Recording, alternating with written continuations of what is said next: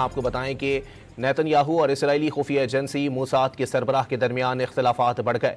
ایرانی خبر ایجنسی تسنیم کے مطابق عبرانی ذرائع نے انکشاف کیا ہے کہ موساد سربراہ نے وزیر اعظم کی حالیہ کسی میٹنگ میں شرکت نہیں کی۔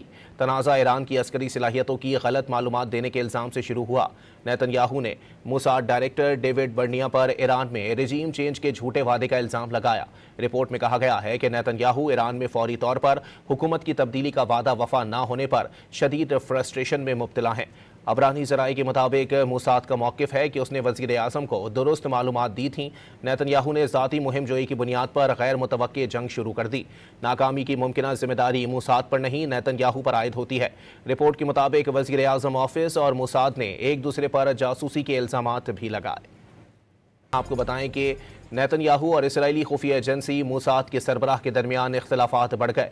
ایرانی خبر ایجنسی تسنیم کے مطابق عبرانی ذرائع نے انکشاف کیا ہے کہ موساد سربراہ نے وزیر اعظم کی حالیہ کسی میٹنگ میں شرکت نہیں کی۔ تنازع ایران کی عسکری صلاحیتوں کی غلط معلومات دینے کے الزام سے شروع ہوا۔ نیتن یاہو نے موساد ڈائریکٹر ڈیوڈ برنیا پر ایران میں رجیم چینج کے جھوٹے وعدے کا الزام لگایا۔ رپورٹ میں کہا گیا ہے کہ نیتن یاہو ایران میں فوری طور پر حکومت کی تبدیلی کا وعدہ وفا نہ ہونے پر شدید فرسٹریشن میں مبتلا ہیں۔ عبرانی ذرائع کے مطابق موساد کا موقف ہے کہ اس نے وزیر اعظم کو درست معلومات دی تھیں۔ نیتن یاہو نے ذاتی مہم جوئی کی بنیاد پر غیر متوقع جنگ شروع کر دی۔ ناکامی کی ممکنہ ذمہ داری موساد پر نہیں، نیتن یاہو پر عائد ہوتی ہے۔